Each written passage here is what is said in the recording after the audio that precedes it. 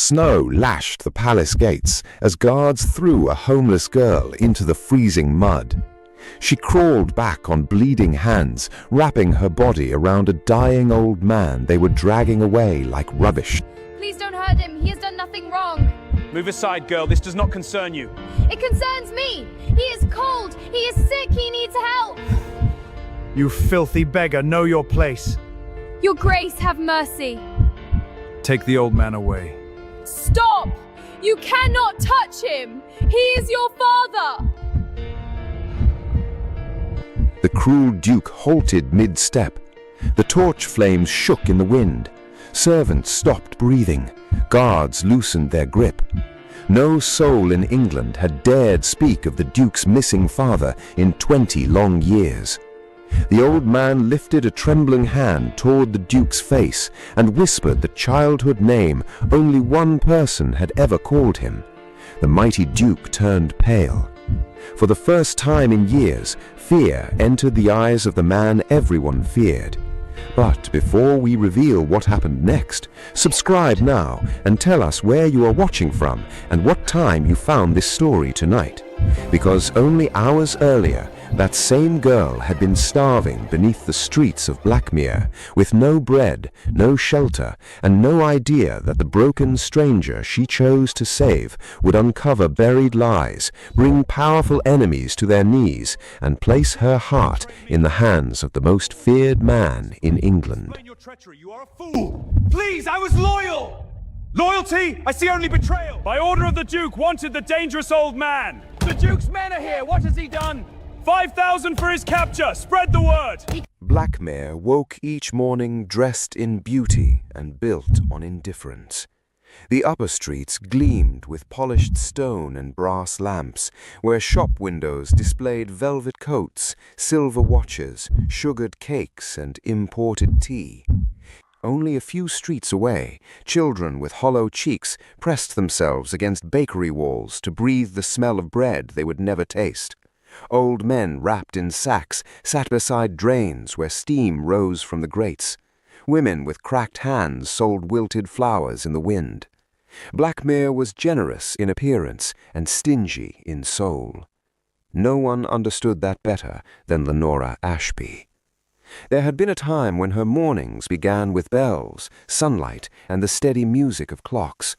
Her father had owned a narrow but respected shop near the Western Square, where shelves were lined with brass pocket watches, carved mantel clocks, and tiny gears laid in velvet trays. Customers trusted his hands and his honesty. Above the shop were two small rooms with blue curtains, a round oak table, and the smell of fresh bread cooling on the sill. Lenora had once sat beside him by lamplight, learning letters from old invoices while he repaired broken timepieces. He used to say that clocks told more truth than people, because they never pretended to be anything but what they were. Then fever took him in 6 days. The neighbors brought soup, prayers, and pity. Her stepmother brought tears in public and calculation in private. Mrs. Prudence K wore mourning black beautifully and grief dishonestly. Within weeks, she claimed debts no one had heard of, produced papers no one had seen, and announced the shop must be sold to settle accounts. By the time Lenora understood the lies, strangers were carrying away her father's tools. The rooms above the shop were emptied next. Prudence kept the silver spoons, the blankets, the books, and every coin hidden in the flour jar. Lenora was handed a single trunk and told she was an ungrateful burden. Before nightfall, even the trunk was gone, stolen while she slept beneath an alley arch. That was 3 winters ago. Now Lenora rose each day from the ruins of St. Bartholomew's Chapel beyond the market lane. The roof had long ago fallen in, leaving cracked stone walls and half a tower open to the sky.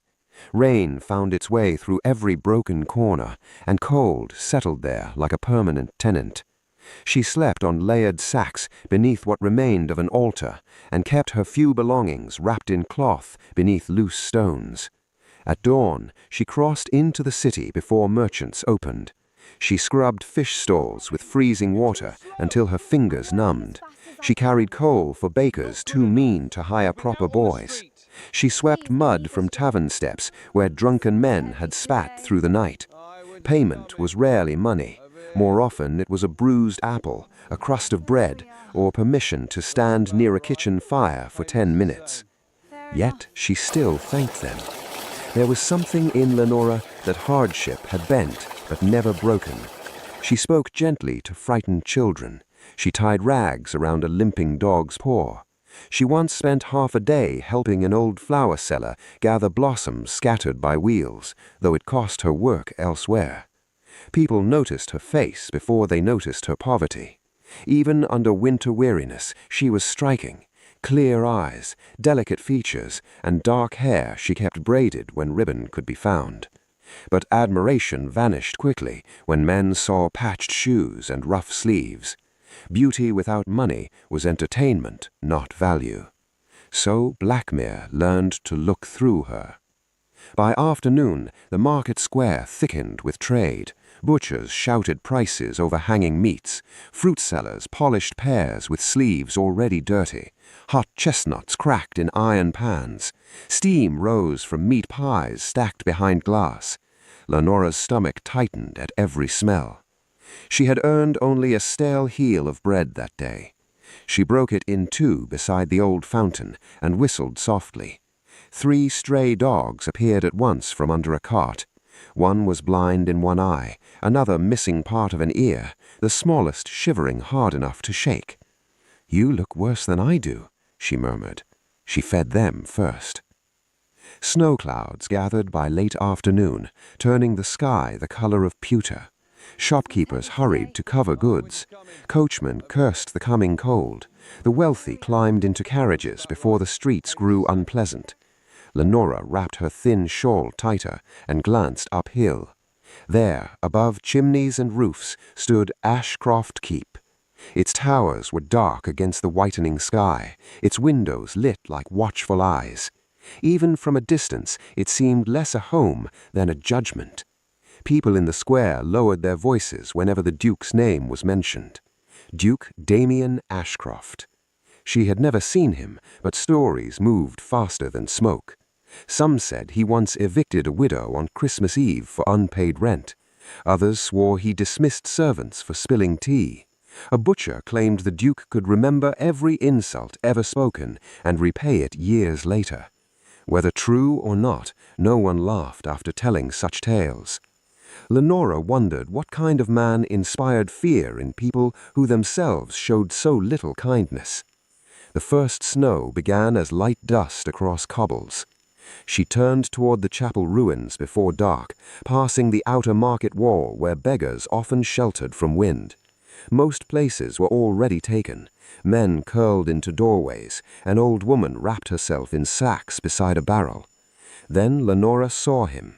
An elderly man in a torn coat staggered once beside the stone wall, as if trying to steady himself against invisible ground. His beard was white with frost. One hand reached outward. Then his knees gave way, and he collapsed face first into the snow. People walked around him. A merchant stepped over his legs carrying oranges. 2 boys laughed and tossed slush near his boots. A woman drew her skirt aside in disgust and kept moving. Lenora stood still only a second before running towards him.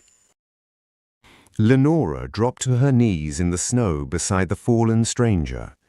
His coat was soaked through, the cloth so worn it had thinned at the elbows and cuffs. Ice clung to the edges of his beard. When she touched his shoulder, she felt a violent trembling beneath the fabric. His skin burned with fever, even while the cold tried to claim him. "Sir, can you hear me?" His eyelids fluttered but did not open. A cracked breath escaped him, shallow and painful. One hand, thin but strangely elegant in shape, tightened weakly against the ground before slipping still again. The market moved around them with practiced indifference. A merchant carrying baskets of onions clicked his tongue. Drag him elsewhere. A woman selling ribbons muttered that beggars always chose the busiest places to die. One of the city guards, wrapped in a heavy wool cloak and leather gloves, laughed as he passed. "Leave him there. Winter will finish what life forgot." Lenora looked up at him with quiet disgust, but the man had already moved on. She slid her arms beneath the stranger's shoulders. He was lighter than she expected, all bone and weakness. Even so, lifting him was difficult. Snow made the stones slick beneath her boots, and the wind pressed against her like a hand trying to push her back. "Come on, do not make me carry you alone." She half lifted, half dragged him through side lanes and across the broken path beyond the market. Her breath came hard. Twice she nearly slipped. Once she had to stop and brace him against a wall while dizziness passed her from hunger. By the time the ruined chapel came into view, dusk had deepened and the snow fell thicker. Inside St. Bartholomew's broken walls, the air was bitter but stiller than outside. Lenora laid him on her sacks of gunny sacks and knelt beside him, rubbing warmth into his hands. She removed his boots, emptied of shape by years of wear, then wrung melted snow from the hems of his trousers. Her supper sat wrapped in cloth beside a stone pillar, one small loaf of coarse brown bread she had saved since morning. She stared at it only a moment. Then she broke it in half, softened one piece with water, and pressed it gently to his lips. "Chew if you can." At first he did not respond. Then, slowly, as though the body remembered before the mind did, he swallowed. She fed him in patient fragments until the bread was gone. The second half she meant to keep for herself, but when he coughed and reached weakly, she gave him that too. Her stomach tightened in protest. She ignored it. The chapel had no proper fire, only a shallow metal basin she used when she found coal scraps. Tonight there were 2 small pieces left and a handful of broken wood. She coaxed flame from tinder and warmed rainwater in a dented pot. Into it she crushed dried mint leaves and bitter herb stems an old woman once taught her to use for fever. Then she looked at her blanket. It was thin, patched, and the only thing between her and freezing nights. Without hesitation, she tore it down the middle. The sound echoed softly through the empty chapel. She covered the old man with one hearth and wrapped the other around his shoulders and chest. After that, she wiped his face, cleaned mud from his brow, and changed the cloth on his forehead whenever it grew hot. Hours passed. Wind moaned through broken stone arches. Snow drifted in through gaps where stained glass had once glowed. Lenora sat beside him, fighting sleep, knees tucked beneath her chin, hands raw from cold. Sometimes he muttered in fever, names she did not know, places spoken with the clear accent of a gentleman.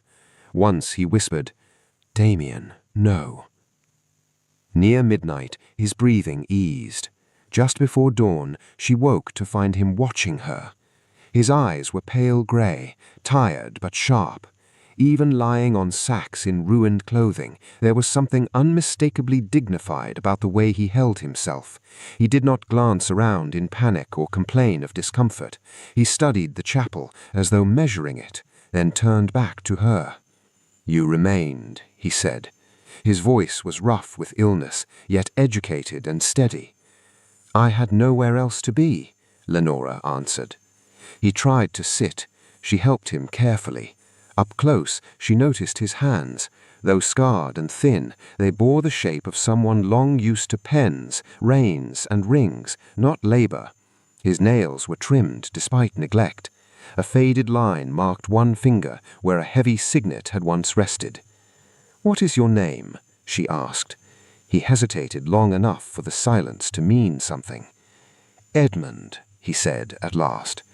She knew at once it was not the whole truth, but she did not press him. "I am Lenora." He looked at the torn blanket wrapped around him, the empty plate, the herbs, the chapel floor, then at her hollow cheeks. "You gave me food." "Yes." "You have little yourself." "Yes." Why help a stranger no one else wanted? Lenora lowered her gaze to the dying fire. "Because no one helped me." For a moment he said nothing. Then tears gathered quietly in the corners of his eyes. He turned his face aside, as if ashamed to be seen weeping. No one had ever cried because of her kindness before. To spare him embarrassment, Lenora rose and gathered his wet coat from where she had lain it near the wall. She shook it gently before hanging it on a cracked iron hook to dry. Something heavy struck the stone floor. Both of them looked down. A ring had fallen from the inner pocket. It was thick gold, old and finely made, engraved with a crest so deeply cut that even years of dirt had not hidden it. A rearing stag beneath a crown. Ashcroft. Her breath caught. Edmund's face drained of colour. Before either could speak, hoofbeats thundered outside the chapel walls. Voices barked orders through the snow. A hammer struck wood again and again somewhere near the market road. Lenora moved to the doorway and peered through the falling white. Mounted riders were nailing posters to every post and wall. Across the top, in bold black letters, were the words, "Wanted, dangerous old man." By sunrise, Blackmere no longer spoke of bread prices or weather. It spoke of the posters. They appeared on market walls, church gates, tavern doors, and lamp-posts still crusted with snow. Riders in dark cloaks hammered them into place, while boys ran behind, reading the words aloud for coins. Wanted, dangerous old man. Reward offered for immediate information, by order of Ashcroft Keep. The name alone was enough to silence jokes. Within Ashcroft Keep, the morning moved with the speed of fear. Fires burned in long marble halls, boots struck polished floors, footmen bowed too low and too quickly, secretaries carried ledgers with both hands. No servant dared speak above a whisper. Duke Damien Ashcroft stood in the eastern study beside a tall window overlooking the frozen city. He wore a black coat cut with military sharpness, gloves fitted perfectly, and no ornament beyond a silver watch chain. The room around him was magnificent. Dark oak shelves, maps framed in gilt, a globe from Italy, crystal decanters untouched on a tray, but none of it softened him. He read the latest report without expression. "No confirmed sighting?" he asked. The magistrate before him swallowed. "Several claims, Your Grace, nothing reliable." Damien set the paper down with precise calm. "Then make reliability profitable." "Yes, Your Grace. Double the reward." The man blinked. "At once. And if any constable ignores this order, replace him by evening." The magistrate bowed so quickly his papers slipped. When he had gone, Mr. Haldon entered without being announced. Age had bent his shoulders, but sharpened his eyes. He had served the Ashcroft household longer than most men remembered. "This fraud grows bolder, using your family crest to stir gossip." Damien's jaw tightened. He will regret it. It would be wise to seize him before newspapers scent scandal. They will scent nothing. Haldon inclined his head with practiced approval. "Your father's memory deserves protection." At that word, something colder passed through Damien's face. "My father abandoned protection when he fled." He turned back to the window, ending the matter. Across the city, tenants in the lower quarter straightened when Ashcroft riders passed. Shopkeepers offered information, whether they had any or not. Mothers pulled children indoors. Even honest men feared being noticed by the Duke's search. At the ruined chapel, Lenora watched all of it from behind broken stone. She had moved Edmund deeper inside, behind what remained of the altar wall. She cleaned the ring and wrapped it in cloth, then tucked it beneath loose bricks where only she knew. "You should leave me," the old man said quietly. "They seek trouble, and I carry it. You can barely stand. That has not stopped trouble before." She almost smiled, despite the fear. Over the next days, his fever broke slowly. Color returned to his face. Strength crept back into hands that once shook lifting a cup. Lenora scavenged broth bones from a cook she sometimes helped, boiled them with onions and stale crusts, and brought the thin soup back steaming in a dented pot. He ate with gratitude and old manners. When she misread a notice brought in from the street, he asked what schooling she had known. "Enough to count wages I rarely receive." By evening, he had her sounding out proper sentences from discarded newspapers. By the next day, he corrected her posture while she walked with a bucket balanced on one hip. "Shoulders back," he said. "The poor stoop because they are made to. Do not assist them." She laughed. "You command like a lord." "Habit," he murmured. He taught her names of kings, causes of wars, why forks were arranged in certain order, and how confidence often entered a room before beauty did. He spoke of estates, law, horses, and parliament with effortless familiarity. More than lessons, he gave her attention. He listened when she spoke. He asked what she thought. No one powerful had ever done either. Soon she found herself saving bits of bread to share with him, not from duty, but affection. He became less like a burden and more like family she had never expected again. One night, while snow melted from the chapel roof in slow drops, he sat beside the weak fire and looked at her for a long time. "You deserve truth," he said. Lenora waited. "My name is not Edmund." She already knew. "I am Lord Percival Hawthorne Ashcroft." The ruined chapel seemed to shift around her. She stared at the man in patched clothes and remembered the crest, the educated voice, the bearing no hardship had erased. "The Duke's father?" "Yes. But they said you ran away." "They said many profitable things." His hands tightened around the cup. "I was drugged for supper one night, hidden in country houses, moved whenever memory sharpened, papers forged, servants bought, men I trusted fed on my absence." Lenora could barely breathe. "Does the Duke know?" "He knows only what they taught a grieving boy." Sadness, not anger, filled his eyes. Before she could speak again, shouts exploded outside. Boots crushed snow, metal clinked, horses snorted near the lane. Lenora sprang to the doorway. Dark uniformed soldiers were spreading around the chapel ruins with muskets drawn. Lantern light flickered across stone walls. There were too many exits to run and too many to hide from. Then the footsteps came, measured, unhurried, absolute. A tall figure entered through the broken archway, removing one leather glove, finger by finger. Duke Damien Ashcroft stepped into the chapel. The broken chapel seemed to shrink when Duke Damien Ashcroft entered. Cold air moved behind him with the soldiers, carrying the smell of wet leather, steel, and horses. Snowflakes melted on the shoulders of his black coat.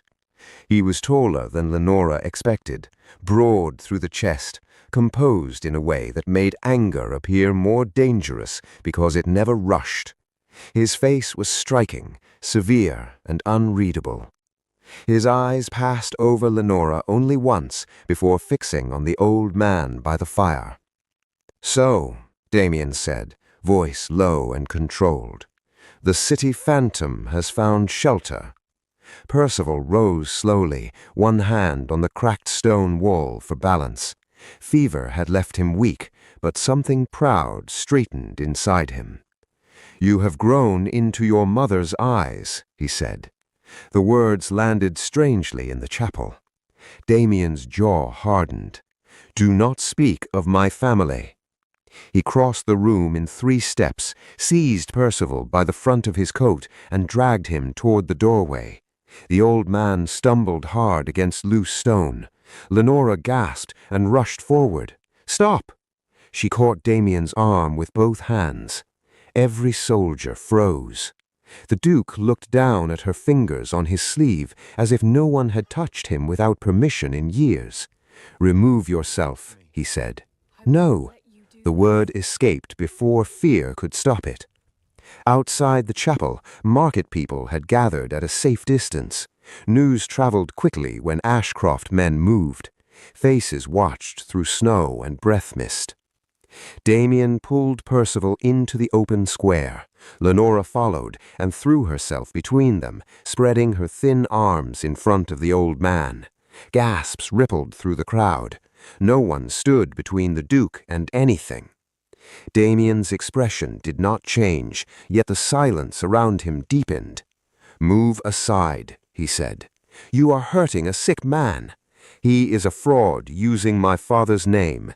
He is hungry, half frozen and old. He is dangerous." Lenora's cheeks burned with cold and fury. Dangerous to whom? Men who survive on lies? Several guards shifted uneasily. Damien's gaze sharpened. She should have stopped. Every instinct warned her, yet years of being stepped over rose inside her like fire. "You punish weakness because you fear truth." The square inhaled as one body. A woman dropped the basket in her hands. A boy crossed himself. Even the horses seemed to still. Two guards looked to Damien, awaiting the command that would strike her down, imprison her, or worse. Instead, he said nothing. He studied her face, her torn shawl, the snow in her hair, the defiance shaking through her despite terror. Lenora's knees wanted to fail. She kept them locked. Behind her, Percival gave a weak laugh that turned into coughing. When he caught breath again, he said, "She has more courage than your whole court, Damien." The Duke's eyes flickered once at hearing his name spoken so familiarly. Then he stepped back. "Take the old man," he ordered. Soldiers moved in carefully, lifting Percival rather than dragging him this time. "And the girl?" asked the captain. Damien kept his gaze on Lenora. "She comes as well." Fear finally pierced her anger. "I have done nothing." "That remains to be determined." They were placed in separate motor carriages outside the square. Lenora had never ridden in one. The leather seats smelled of polish and wealth. Snow-streaked streets passed behind glass, while guards sat opposite with rifles across their knees.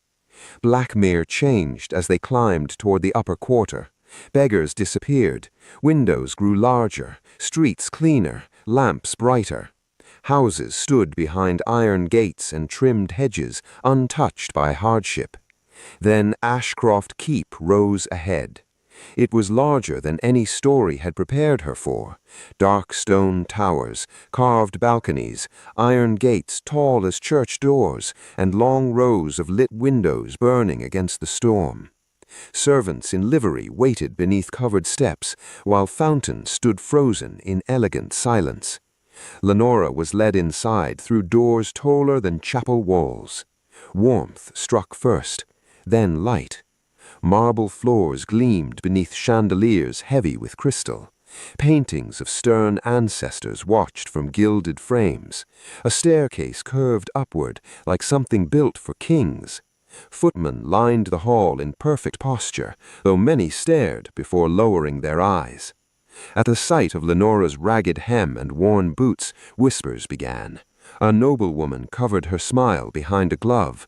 A young gentleman muttered, "Has the Duke imported charity?" Another answered, "Or scandal." Servants looked differently, some curious, some pitying, some frightened for her. For the first time, Lenora saw the world that crushed people like her from above, not as rumor, but architecture. Percival was taken down a side corridor by physicians and guards. He looked back once. She tried to follow, but a footman blocked her path.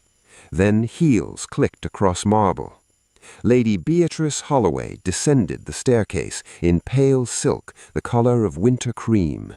Diamonds rested at her throat like frost. She was exquisitely beautiful, every movement graceful, every smile measured. She approached Damien first. "My dear, the whole house was worried." Her voice flowed like warm honey. She touched his sleeve possessively, then turned to Lenora. The smile remained, only the eyes changed. They traveled over Lenora's patched dress, rough hands, wind-burned skin, and loosened braid with surgical contempt. "And who," Beatrice asked softly, "is this?" "A witness," replied Damien. How useful. She circled Lenora slowly, perfume trailing behind her. Guests nearby pretended not to watch. What devotion to bring strays home in weather like this! A few noblemen laughed too quickly. Lenora held her chin up, though dirt marked her cuffs. Beatrice stopped before the head housekeeper. See that the girl is washed, contained, and placed below stairs. She glanced once more at Lenora, smiling beautifully. Where strays belong. Morning in Ashcroft Keep began long before daylight touched the towers. Bells rang through servant corridors hidden behind panelled walls. Fires were stirred, silver polished, rugs beaten, baths carried, trays prepared, boots brushed, and breakfast tables dressed with fruit, eggs, smoked fish, cream, preserves, and fresh rolls. Lenora was placed in the middle of us all. The room given to her was not truly a room, but a narrow alcove near the laundry stairs, with a cot, cracked basin, and one hook for clothing. Her own dress had been scrubbed, but remained threadbare. The housekeeper handed her coarse grey servant garments and informed her that gratitude was expected. Among the lower staff, she became a spectacle. Some pitied her for being dragged into noble quarrels. Others mocked her for believing the Duke had brought her for any reason beyond interrogation. Older maids warned her not to attract Lady Beatrice's attention. Younger footmen lingered too long nearby, curious about the girl from the streets who had spoken against Damien Ashcroft and lived. The noble women were worse. When they passed through corridors scented with wax and roses, they glanced at Lenora as if she were decorative dirt. One asked whether beggars now came with uniforms. Another dropped a handkerchief directly into a puddle and ordered Lenora to fetch it. She did, then handed it back with such calm dignity that the woman blushed before becoming angry. Beatrice's loyal staff made certain Lenora worked harder than others. She scrubbed marble steps on bruised knees, carried linen baskets larger than herself, polished silver until her wrists ached, and was sent running from kitchens to upper chambers without pause. Meals came late and cold, often only leftovers scraped from platters after guests had eaten pheasant, glazed carrots, sweet tarts, and cream custards. Still, Lenora watched. At midday, she was ordered to carry fresh towels near the west apartments, where Percival was kept under care. A physician entered with a tray of medicine. Minutes later, after he left, Haldon stepped from a side room, glanced down the corridor, uncorked the bottle, poured part away, and replaced it with clear liquid from another vial. His hands moved with habit. Lenora flattened herself behind a curtain until he passed. That evening, she delivered flowers near the library and heard voices through the door. "We cannot keep 2 sets much longer," Haldon said quietly. "Then burn the older ones. When I marry the Duke, no one will examine accounts that no longer exist." Lenora stood still as stone. Another morning, she carried flowers to the blue salon and saw Beatrice holding a bundle of unopened letters over the great fire. "These from tenant widows?" Beatrice asked a maid. "Yes, my lady." "Then they can remain unanswered in ashes." She dropped them into the flames, one by one. Lenora's anger rose hotter than the fire. She tried to warn Damien the next day when he crossed the North Gallery alone. "My lord, someone tampers with your father's medicine." He stopped, but did not fully turn. "You accuse my household boldly for a servant. I accuse what I saw, and what you see is shaped by ignorance." She stepped closer despite herself. Truth does not require breeding to recognize it. That earned his full attention. For a moment, his eyes rested on her face with something unreadable, annoyance perhaps, or reluctant interest. "You mistake suspicion for wisdom," he said at last, and walked on. Yet after that, he began noticing what once passed unseen. He saw Lenora thank the kitchen maid by name for burnt toast no noble would touch. He watched her kneel to tie bandages to a scullery girl's blistered feet after Beatrice's dresser had overworked her. He noticed she returned a pearl brooch a guest dropped near the conservatory and asked no reward. When he questioned her sharply, she answered directly instead of flattering him. Most people around Damien either feared him or wanted something. Lenora seemed to do neither. Doubt, once planted, grew quietly. Beatrice noticed changes faster than anyone. Damien asked fewer details of wedding plans. He interrupted her twice to inquire after his father's appetite. He once dismissed a complaint about Lenora without punishment. That night, Beatrice smiled through supper and broke a crystal glass alone in her room afterwards. The banquet, held 3 evenings later, was grand enough to impress ambassadors. Chandeliers blazed over tables dressed in white linen and silver branches of candles. Platters of roasted duck, river trout, sugared figs, and almond pastries moved through the hall. Musicians played softly from the gallery. Lenora had been assigned wine service under strict warning not to be seen more than necessary. Guests whispered when they recognized her. "There is the chapel girl. The Duke keeps unusual souvenirs." Beatrice glittered at the center of the room in sapphire silk and diamonds. Damien sat beside her in formal black, distant as winter. Percival, pale but stronger, had been brought in on a cushioned chair at Damien's insistence. Many guests stared at the returned ghost of Ashcroft Keep. Dessert had just been served when Beatrice rose suddenly. "My lord, I wish this were unnecessary." Every fork paused. She held up an empty velvet case. "My diamond clasp is missing." Murmurs spread. She turned slowly, eyes resting on Lenora. "This servant was near my chamber." Her pulse struck hard. "I was sent there with laundry." "Precisely." Damien's face hardened. "Search her." 2 guards moved before she could speak. Hands seized her wrists. Gasps of delighted scandal rippled among the nobles. Some women hid smiles behind fans. Lenora stood in the center of the hall, humiliated but unbowed, while everyone watched in satisfaction. Then, from his chair at the high table, Percival gripped the armrests, pushed himself upward, and stood for the first time in years. Percival stood unsteadily, one hand gripping the carved chair beside him, yet the room felt as though a giant had risen. The guards holding Lenora hesitated, nobles leaned forward, even the musicians in the gallery lowered their instruments. "That girl is innocent," Percival said. Age had weakened his body, but not the authority in his voice.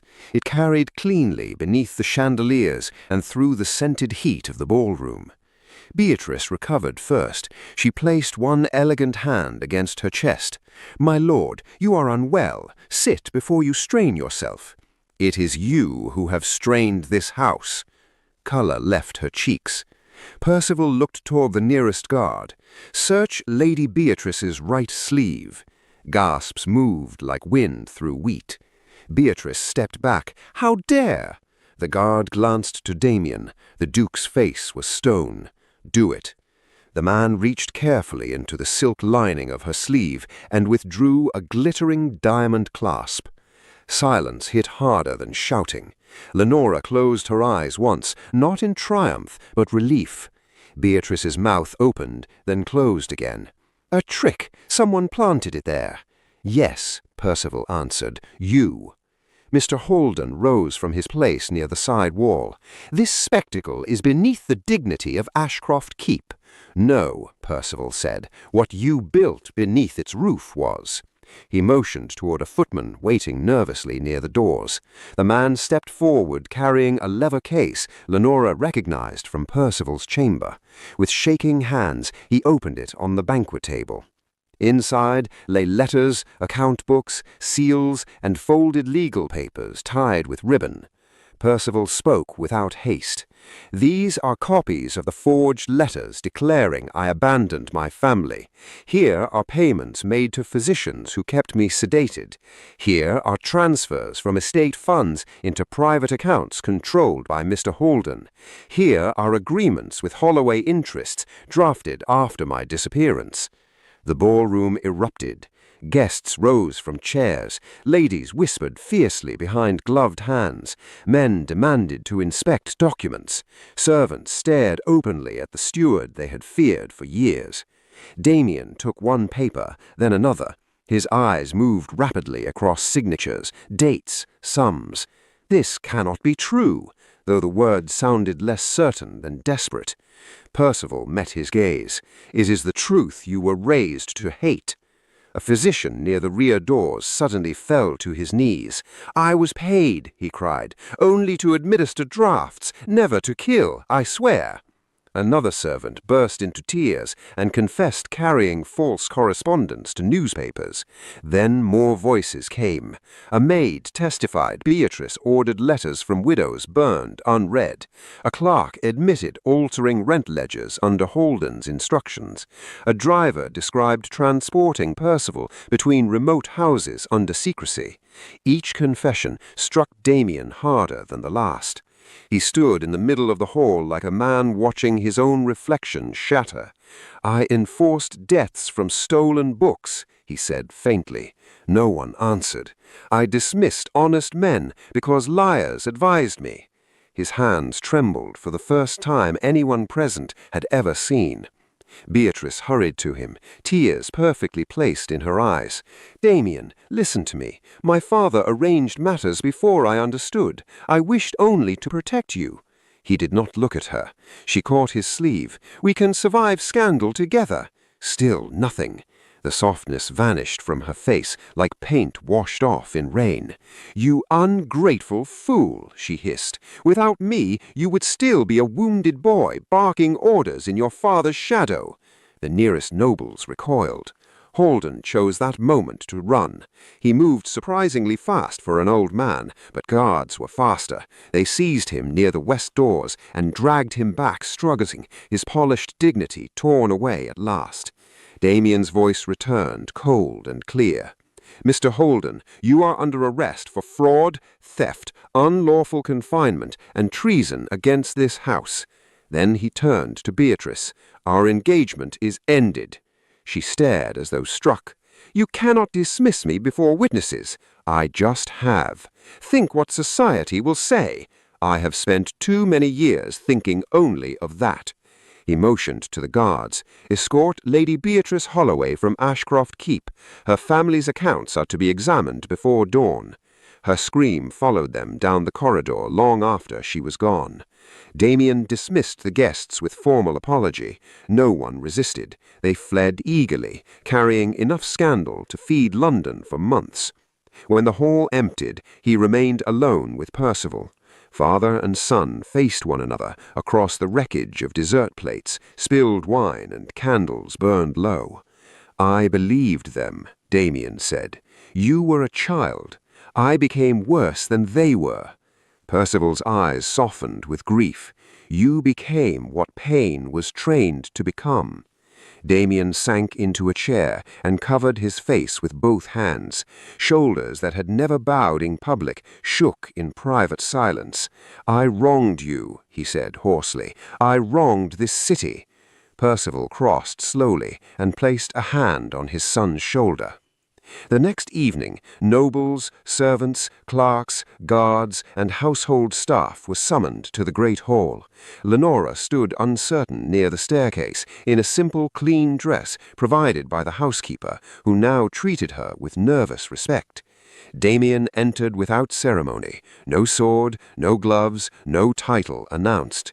He walked directly to Lenora and dropped to one knee on the marble floor. Shock moved through the hall. "I judged truth by clothing. I repaid kindness with suspicion. I ask your forgiveness." Lenora looked at the man everyone feared and saw not power but the cost of it. "Forgiveness," she said quietly, "is not spoken once, it is proven daily." He lowered his head in acceptance. Outside, beyond the tall windows, dawn waited over Blackmere. And when morning came, the city would wake to a different Duke. Winter loosened its grip over Blackmere. Snow withdrew from rooftops in dirty patches, then vanished from lanes altogether. Market fountains flowed again. Bare branches along the upper road softened into green. With the changing season came changes no one believed possible. Ashcroft rent collectors no longer arrived like executioners. Old debts were reviewed and reduced where hunger had made payment impossible. Families who feared eviction received written extensions stamped with the Ashcroft seal. Mill workers saw wages corrected after years of false deductions. Widow petitions, once burned unopened, were now answered with coal, flour, and coin. Shelters received funds before ballrooms received flowers. People spoke the Duke's name differently. Not warmly at first. Fear does not disappear in a week. But suspicion gave way to surprise, and surprise slowly made room for respect.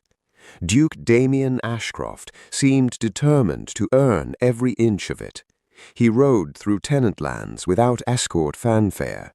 He stood in muddy fields listening to farmers complain about drainage and seed prices. He entered kitchens where cooks expected inspection and instead asked what supplies were lacking. He walked warehouses, mills, and stables with sleeves rolled above his wrists, carrying ledgers under one arm and sacks under the other when needed. More than once, men stopped working simply to stare. Those who once trembled before him now found him asking names, remembering them later, and keeping promises he had made in plain speech. Percival watched much of it from carriage windows or shaded garden benches as strength returned to him day by day. The color in his face deepened, his hands steadied. He resumed long breakfasts of eggs, smoked trout, toast with marmalade, and tea taken near sunlight. Yet what pleased him most was not comfort, it was seeing his son attempt humility. "There," he said once to Lenora, as Damien struggled beside gardeners lifting seed crates into a wagon. "That is heavier than pride, and better exercise." Lenora laughed. Her own life had transformed so gradually that some mornings she still woke startled by warmth. She was given rooms at Ashcroft Keep overlooking the East Gardens. Books arrived by the dozen. Tutors taught languages, accounts, law, and history. Seamstresses came with tapes and silk, though Lenora insisted several sturdy dresses be made before any grand gowns. She learned quickly because intelligence had always lived in her. It had simply lacked invitation. But she refused to become ornamental. With Ashcroft funds and her own insistence, the ruined chapel of St. Bartholomew was rebuilt stone by stone. Broken arches were restored, roofs repaired, windows glazed, beds laid with clean linen, and gardens planted where rubble once lay. It became a refuge for abandoned women, orphaned children, and those one misfortune away from the streets. Lenora walked its halls often. She knew where cold entered old walls. She knew how shame sat in the posture of the newly poor. She knew the sound of someone pretending hunger did not hurt. No one turned away hungry while she governed there. Blackmere noticed everything. The same merchants who once stepped around her now bowed when her carriage passed. Shopkeepers sent samples without charge. Mothers pointed her out to daughters as proof that grace did not require birth. Young ladies copied the way she tied ribbons or chose simple pearls over heavy display. Some praised her from admiration, others from convenience. Lenora knew the difference. By the time winter returned, Ashcroft Keep held the grandest ball the city had seen in years. Chandeliers blazed like captured stars. Garlands of evergreen and white roses wound around columns. Tables gleamed with silver bowls of sugared fruits, roast pheasant, glazed chestnuts, and towers of spun sugar so delicate children were warned not to breathe near them. Music floated from the gallery as nobles arrived in velvet, satin, and jewels bright enough to rival frost. Many of them had laughed when Lenora first entered those doors in rags. Tonight they waited to be presented. She descended the great staircase in ivory silk threaded lightly with silver. her hair arranged with fresh winter blossoms and a single heirloom clasp Percival had chosen for her. There was nothing excessive in her beauty, which made it impossible to ignore. Conversation faltered. Men straightened, women stared. Old gossips forgot their next sentences. A merchant who once cursed her for standing near his oranges bowed so low he nearly lost balance. A baroness begged an introduction for her nephew. Ladies who once mocked her patched sleeves now praised the elegance of simplicity. Lenora accepted courtesy without surrendering memory. Across the ballroom, Damien stood watching. He wore formal black with a white waistcoat and carried himself with the calm strength of a man no longer performing hardness. The room respected him now, not because it feared punishment, but because it had seen correction. He crossed through dancers, diplomats, officers, widows, and bankers, until he reached her beneath the central chandelier. The orchestra softened. People sensed history and made space for it. For the second time in her life, Duke Damien Ashcroft knelt before Lenora Ashby. But there was no scandal now, no shame, no broken man asking escape from guilt, only honesty. I have nothing worthy enough to offer except what I am trying to become. Not power, not title, not gratitude, only love if you will have it. The hall held its breath. Lenora looked down at the man who once ruled through fear, then rose through repentance. She thought of snow, hunger, ruined stone, and the night kindness changed everything. Smiling, she took his hands and lifted him to his feet. Yes. The applause shook the chandeliers. Percival wiped his eyes openly. Servants grinned behind trays. Even stern old clerks laughed like boys. And as music rose again over Blackmere's brightest night, one